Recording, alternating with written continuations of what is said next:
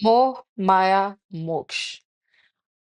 आज हम समझते हैं कि ये मोह, माया, मोक्ष का मतलब क्या है और कौन से प्लैनेट्स इनको रिप्रेजेंट करते हैं। अब भगवत गीता में एक मानुष जन्म को अगर आप एक सरल तरीके से समझना चाहेंगे, तो वो मोह, माया, मोक्ष के एक साइकिल में ही चलता है। अब आपकी जो आत्मा है, वो इस जन्म में क्यों आई है? वो क्यों आई है? वो मोह के जंजाल में फँसी है, वो माया के लिए आई है या फिर वो मोक्ष की प्राप्ति के लिए आई है? अब ये हर किसी के चार्ट से आप बहुत एक आसान तरीके से फाइंड आउट कर सकते हैं। ऑफ कोर्स अगर आप एक एस्ट्रोलॉजर हैं या फिर आप ज्योतिष में इंटरेस्ट रखते हैं, तो आपको ये चीज़ दिख जाएगी किसी के भी चार्ट से कि ये उनका जो ये करंट लाइफ टाइम है, ये जो जीवन इन्हें मिला है, वो ये किस तरीके से जीने आए हैं और वो कौन से प्लैनेट्स रिप्रेजेंट करते हैं। बट पहले मैं आपको एक्सप्लेन करूंगी कि मोह, माया, मोक्ष है क्या चीज़। अब मोह का क्या मतलब है? Attachment, right? अटैचमेंट क्या हो सकती है? अटैचमेंट कुछ भी हो सकती है। अटैचमेंट हो सकती है आपको चीज़ों से, अटैचमेंट आपको हो सकती है फैमिली से, पेरेंट्स से, स्पाउस से, बच्चों से। कोई भी चीज़ जो आपको आपके अहम को लगे ये मेरी है और ये मुझे चाहिए, वो आपका मोह बन जाता है। और आप देखेंगे बहुत से टाइम अम, ये जो मोह है ये हमारे दुखों का बहुत बड़ा रीज़न बन जाता है। क्योंकि आज हमारे बच्चे हैं, इन्होंने हमसे बात नहीं करी, हमें पूछा नहीं ओल्ड एज में, अटैचमेंट हुई। वो अटैचमेंट हमारे को हमारी एक एक्सपेक्टेशन को वो पूरी नहीं कर पाए, तो वो अटैचमेंट ने हमें क्या दिया? दुःख दिया। मोह हुआ एक, मान लीजिए एक घर चाहिए और वो घर हमारे तरीके का घर हमें नहीं मिला, तो हमें उस चीज़ से अटैचमेंट हो गई। और अगर हमारा ऑलरेडी ये कोई घर है जो बहुत हमें पसंद है, तो आप देखेंगे कि उस घर को कुछ होता भी है तो हमें लगता है अरे बाप रे! ये क्या हो गया? हम पैनिक में आ जाते हैं, हम कहते हैं अरे, अरे! ये मेरा घर है, ये मैं। ये है मोह, किसी भी तरीके की अटैचमेंट। अब कौन से प्लैनेट्स मोह को रिप्रेज़ेंट करते हैं? अब मोह को रिप्रेज़ेंट करता है सब बहुत बड़ा जो प्लैनेट, जिसको आई थिंक हर कोई अंडररेट कर देता है, वो है मून, चंद्रमा, मन, इमोशन। मन है ये करने का, मन है ये खरीदने का, मन है हमारा हमारे बच्चों में, और इसमें कोई दो राय नहीं है। आपके आपके आपका अपने बच्चों में मन होना चाहिए, अगर नहीं है तो उसमें कोई प्रॉब्लम है। लेकिन बिना अटैचमेंट के, एक्सपेक्टेशंस के बगैर, और ह्यूमन लाइफ में आप ये करना बहुत हार्ड है। अब दूसरा प्लैनेट जो मुँह दिखाता है, वो है राहु।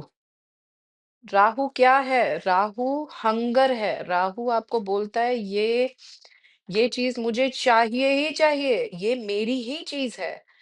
आपको वो इतना एम्बिशियस बना देता है, और मैं यहाँ पे सिर्फ पैसों की बात नहीं कर रही हूँ, मैं एम्बिशन की बात कर रही हूँ फ्रॉम अ पर्सपेक्टिव ऑफ कि अगर ये एक एक आपकी ये ले लीजिए, ये चश्मा भी है ना, तो आपको होगा ये मेरा है और ये मेरा ही रहेगा। तो राहु आपको एक फेक परसेप्शन दे देता है चीज़ों को लेके, और वो इल्यूज़नरी होती हैं। जो तीसरा प्लैनेट है मोह का, वो है सन। अब सन क्यों? क्योंकि सन में क्या है? सन क्या रिप्रेज़ेंट करता है? लीडरशिप। सन क्या रिप्रेज़ेंट करता है? ईगो, अहम। सन कहता है मैं, मेरा।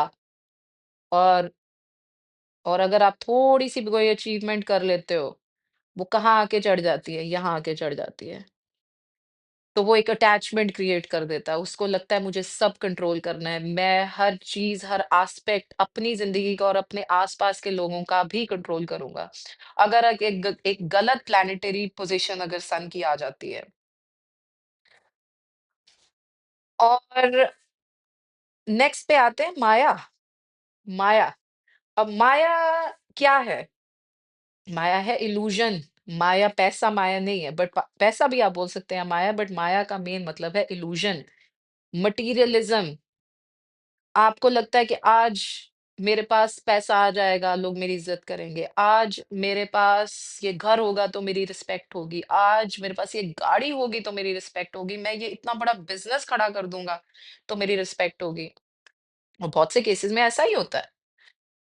अब माया का जंजाल आपको ऐसी-ऐसी चीज़ें करने पे कई बार मजबूर कर देता है, जो आपको एक कार्मिक बॉन्डिंग में बाँध देता है। आप लोगों का बुरा-भला सब करने पे आ जाते हो। आप चाहे वो डायरेक्टली कर रहे हो या आप इनडायरेक्टली कर रहे हो, बट आपको जो चाहिए वो चाहिए। क्यों? क्योंकि वो चाहिए। और यहाँ पे जो मैंने आपको ऑलरेडी बता दिया कि जो 3 प्लैनेट्स जो मोह को रिप्रेज़ेंट करते हैं, उनमें से मून यानी कि आपका चंद्रमा, राहु सबसे बड़ा प्लैनेट है माया का, इल्यूजन्स देता है कि मटेरियली सब कुछ है, कि मैं खुश हो जाऊँगा, भागो, एक के बाद एक के बाद एक के बाद चीज़ें भागते जाओ, भागते ही जाओ, पूरी ज़िंदगी ऐसे निकाल दो। और चंद्रमा अगेन मन इसमें आ जाता है। मोह आपका पहला स्टेप आपने मोह का ले लिया, आप माया तक पहुँचोगे ही पहुँचोगे। चाहे आपको वो मिले ना मिले बट आप उस कतार में खड़े हो जाओगे। तो वो आया माया।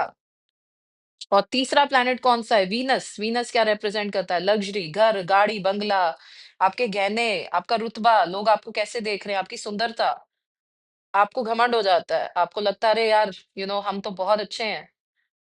हम वो फिर से एक वो अहम आ जाता है। और अब एक इल्यूज़न है, हमें लगता है आज हम सुंदर हैं, आज हमारी ऐसी-सी ऐसा-सा आज हमारा फेस है, ऐसी-सी हमारी बॉडी है। तो ये सारी ज़िंदगी ऐसी रहेगी? नहीं। आज तुम्हारे पास जो पैसा है, जिस माया के पीछे तुम भाग रहे हो और अपने फैमिली को या अपने बच्चों को या अपने माँ-बाप को इग्नोर कर रहे हो, तुम्हें लगता है वो वक़्त वापस आएगा? नहीं। तो ये एक ये इल्यूज़नरी प्रोसेस होता है माया का। और अगेन बहुत सी सोल्स, और जब मैं यहाँ पे सोल्स की बात कर रही हूँ, मैं आपकी बात कर रही हूँ, अगर आप ये वीडियो देख रहे हैं, आप यहाँ तक पहुँच गए हैं, तो मैं आपकी बात कर रही हूँ। ये सर्टेन प्लैनेट्स अगर आपकी चार्ट में स्ट्रॉन्ग है या नहीं है, डज़न्ट मैटर। आप मोह से चल के माया तक पहुँचोगे ही पहुँचोगे। अब तीसरा आता है मोक्ष। मोक्ष क्या है? Liberation, ultimate truth, ultimate part of your soul. That's where your soul needs to get to is liberation, ताकि आप वापस इस डेथ और बर्थ के साइकिल में ना हो, आप बार बार मानुष जन्म ना लो। डजेंट मैटर आप बहुत अमीर हो, आपकी हेल्थ अच्छी है, सब बढ़िया है, बट मानुष जन्म कोई सुख जन्म तो नहीं है, मेरे ख्याल से तो नहीं है, भगवत गीता में भी बोलते हैं। इसीलिए सोल की लिबरेशन होनी ज़रूरी है। अब लिबरेशन कैसे होगी? लिबरेशन होगी दुखों से निकल कर, लिबरेशन होगी धोखे खाकर, लिबरेशन होगी जब आपके माँ-बाप आपको नहीं पूछेंगे, लिबरेशन होगी जब आपके बच्चे आपको नहीं पूछेंगे, लिबरेशन होगी जब आप अपने स्पाउस से एक एक्सपेक्टेशन रखोगे और वो पूरी नहीं कर पाएँगे। आप अपनी जॉब में सक्सेसफुल नहीं होगे। अम, और अगर मान लीजिए कि अगर आपको ये सब कुछ मिल भी गया, क्या गारंटी है कि आप मोक्ष तक पहुँचोगे? क्योंकि आप उस उन चीज़ों के लिए काम ही नहीं कर रहे, राइट? तो जो लिबरेशन है, जो मोक्ष है, उसको जो रिप्रेज़ेंट करता है, थोड़ा-सा सॉरी बिफोर मैं I go into the planetary go to the planets I want to mention जो लिबरेशन आपको आती है स्पिरिचुअलिटी से, जप से, रिलिजन से, लोगों की मदद करने से, without expecting anything in return. और लिबरेशन आपको एक और तरीके से आती है अपने लिए स्टैंड लेने से। बहुत से लोगों को लगता है जस्ट बिकॉज़ आप किसी की हाँ में हाँ मिलाते जाओगे, आप सब सहते जाओगे तो आपको लिबरेशन मिल जाएगी।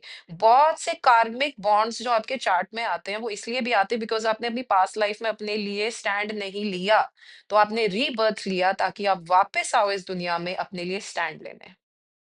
अब लिबरेशन मैंने आपको ये ऑलरेडी एक्सप्लेन कर दिया कैसे लिबरेशन मिल सकती है, अपने कर्म ठीक रखें। कर्म का प्लैनेट क्या है? सैटर्न, शनि देव, वो हिसाब रख रहे हैं। अच्छा किया, ओके, वेरी गुड, बुरा किया, क्रॉस। वो तो आपके साथ वापस रिपीट होगा। इस लाइफ टाइम में नहीं होगा तो आपके नेक्स्ट लाइफ टाइम में होगा। कुछ चीज़ें हैं जो आप इस लाइफ टाइम में कंप्लीट नहीं कर सकते, आपके डेट्स नहीं पे ऑफ हो सकते, आप अपने ऋण नहीं चुका सकते, क्योंकि मेबी आप उस चीज़ को पे ऑफ कर ही नहीं सकते। राइट? तो आप दोबारा आपकी सोल वापस आती है। दूसरा प्लैनेट है Ketu, very important planet for very, very, very, very important planet for liberation. Now Ketu क्यों? केतु क्या रिप्रेजेंट करता है? केतु